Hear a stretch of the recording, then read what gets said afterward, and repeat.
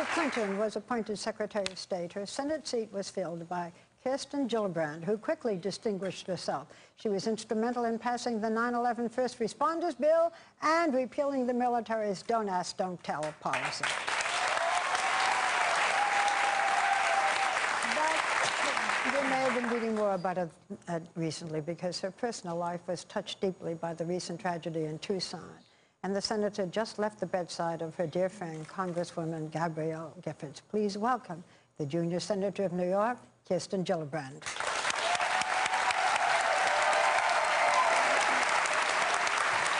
I should also mention in passing that you are the mother of a 7-year-old and a 2-year-old, whom you're bringing up perfectly, right?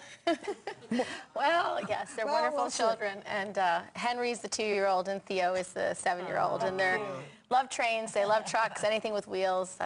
Do you feel like, I mean, traveling back and forth to the district, I mean, is that impossible to just keep on top of their schedules and everything? How do you? Well, we try to keep it as normal as possible. Okay. So my schedule is a little different during the week. Sure. I really try to bring them to school every morning, pick them up in the evening, read them their books, give them their baths, and put them to bed. So let's talk about the Congresswoman, because you were with her when she opened her eyes for the first time. Tell us about that, and also bring us up to date. How is she doing? Well, she's doing great, and she makes so much progress every day. I just talked to her husband, Mark, a couple nights ago, and she's really doing wonderful. And I think her courage and her strength is really inspiring the whole country. Did she recognize her husband yet? Yes, absolutely. She understands what's going on around her. When we were there in the hospital room, we were there with her mother, her father, her husband, Congresswoman Debbie Wasserman Schultz, Speaker Pelosi, and she knew what was going on. She was holding my hand, and we were talking to her. You were she did, and she was squeezing when we were talking about the fun things we wanted to do as soon as she got better. And you know, when she heard our voices, and we were there telling about what, you know, and I told her that she was inspiring the world with her strength, and I wanted to give her the understanding that her courage mattered. And how do you know she knew? Because she squeezed my hand every time I said something positive and wonderful about her. She could respond, and so when we can't speak. Not yet, but she will. Yeah. I know, and we just have to keep praying.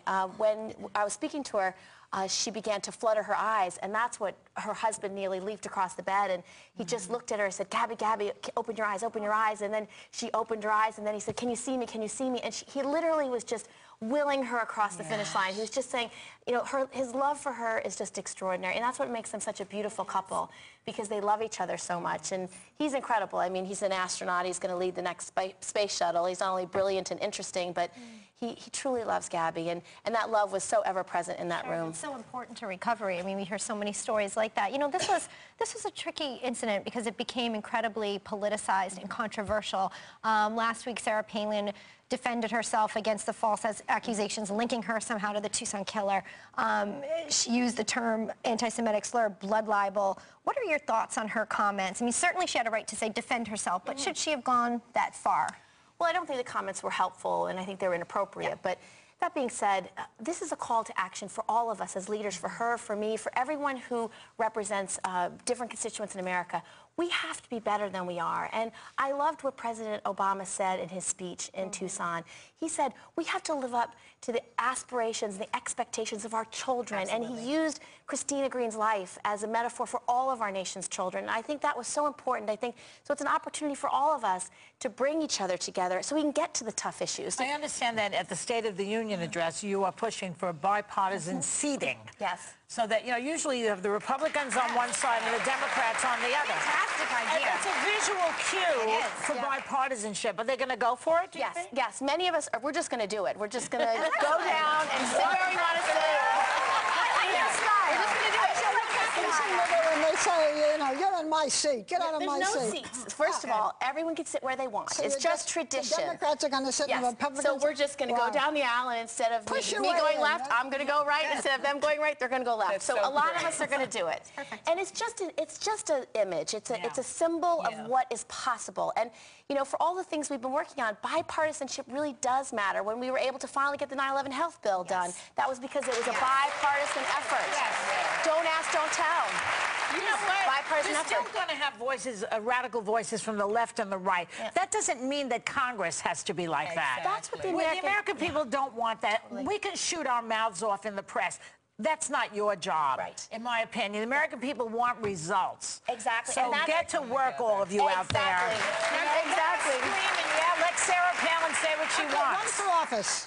I would like to one of these days. I'm Okay. too I'll old. help you. I'll help you. You are not too old. Well, speaking of election, in 2012, I know that you're planning on running, again, re-election. What are your main issues?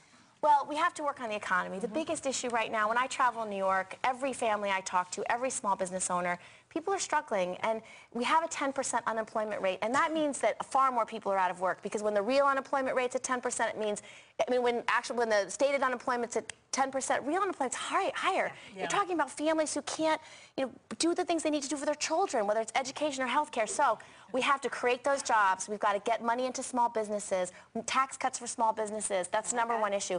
But there's other issues. I also want to work on marriage equality. I want to make sure that everyone in this country can be married to the people they love. I want to change it up a little bit. November, Vogue did a feature issue on you.